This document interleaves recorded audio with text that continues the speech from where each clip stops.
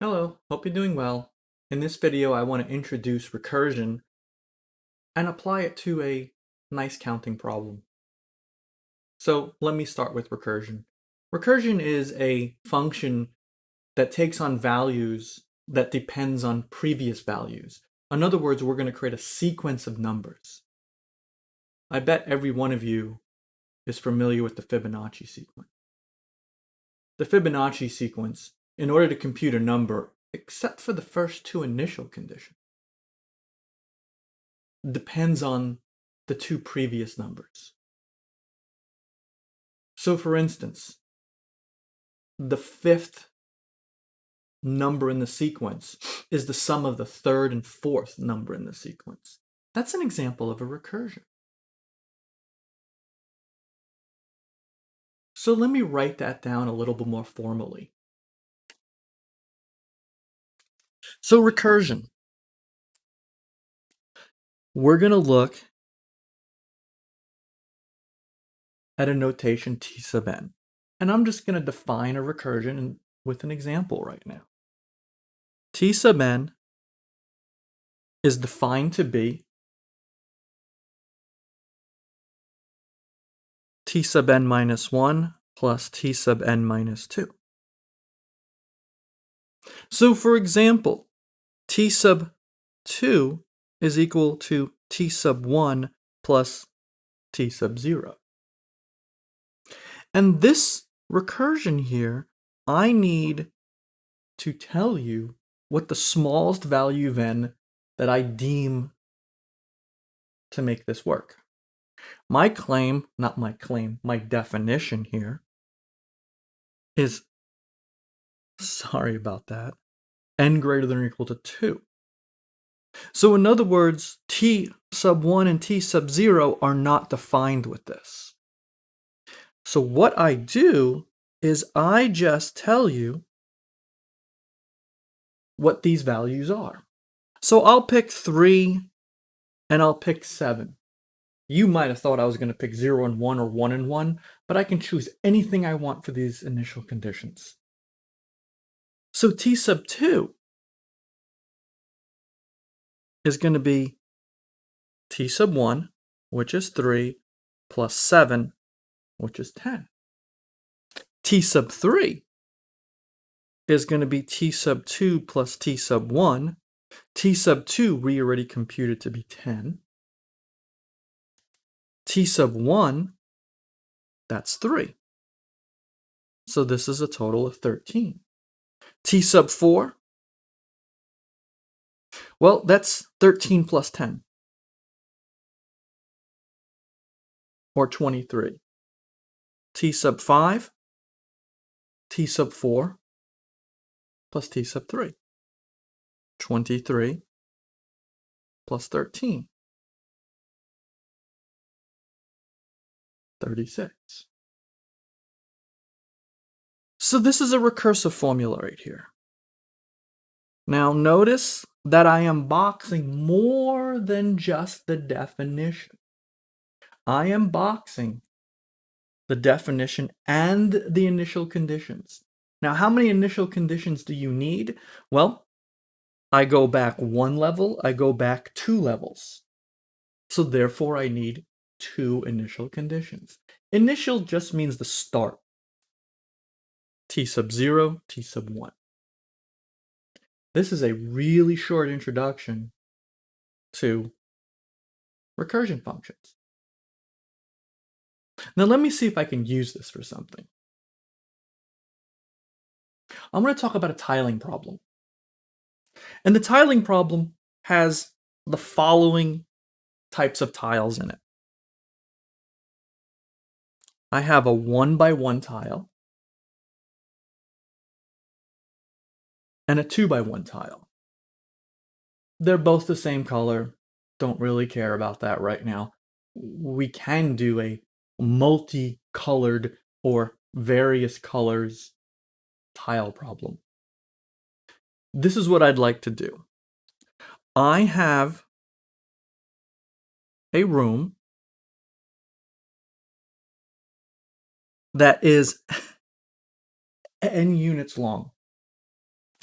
What I'd like to do is put these tiles end to end to cover this entire room. Now, since I have a 1x1 tile, I can put down n 1x1 tiles here, and that's not a problem. If n is even, I can cover this with 2x1 tiles. And if n is odd, I can cover this with a whole bunch of 2x1 tiles and then have a 1x1 tile at the end. But there are lots and lots of other ways to tile this. So for example, let's say I have a room that is 3x1. I could break this room up into 3 1x1 tiles. I can break this room up into a 2x1 and a 1x1. And there's actually a third option. I could have a 1x1 and a 2x1. So for a 3x1 room, there are exactly 3 ways to do this. What about a 2x1 room? Well, I can break that up into 2 1x1s. Well, and I don't do anything because it's already a 2x1. There are 2 ways to do that. What about a 1x1 room? Well, that's kind of silly, isn't it? Because I only have one way to do that. So that's a 1. These are some of my initial conditions. Well, I probably have more than I need because I have a 2x1 and a 1x1. In my mind, I'm thinking I need to go back 2 levels. 2 level? Where is recursion in here? Is there any recursion whatsoever? Well, if I think about it correctly, this is a prime example for a recursion problem. So let me redraw this room. And there's 2 ways to start tiling a room of length n. Case number 1.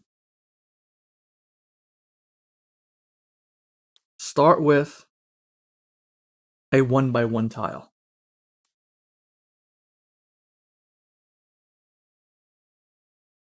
There's my 1x1 tile in the beginning. So if this has a length of n, this has a length of 1, this has to have a length of n minus 1.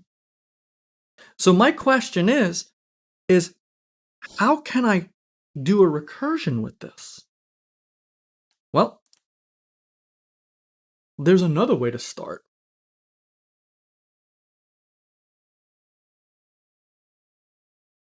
I'm going to start with a 2x1 tile. So I think you can see where I'm going with this. If this has length 2, this has to have length n minus 2.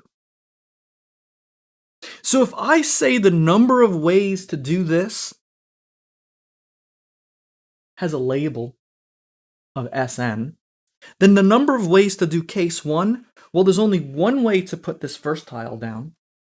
So the number of ways to tile and size n rooms starting with a 1x1 tile has this notation to it. This one, in a very similar manner, n minus 2. Because a room has to start with the 1x1 or a 2x1.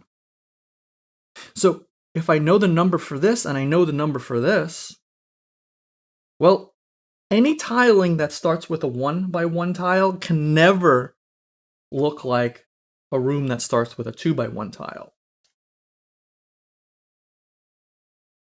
So I get the following idea.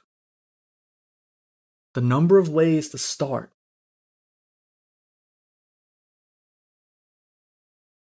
can tell us the number of ways to tile the room. So this is a level 2 or an order 2 recursion formula. So my recursion formula looks like this.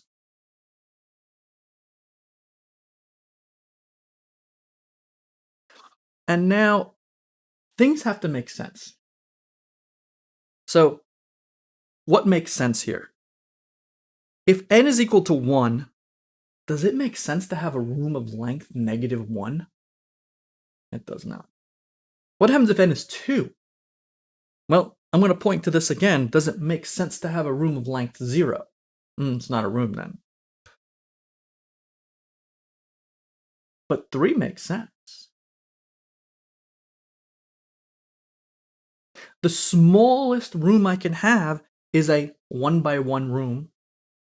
So therefore, what makes n-1, n-2, the smaller of the two, equal to 1? Well, that's n equals 3. So now what I need here is S1 and S2, but I already did those. There was one way to do that particular tiling, and there were two ways to do this particular tiling. So this right here is my recursion formula for counting tiles. Or more specifically, the number of ways to tile an n by one room using a 1x1 and a 2x1 tile. I am ignoring color at this moment, but we'll talk about it color problem in a little while. I hope this video was helpful, and I'll see you next time. Bye.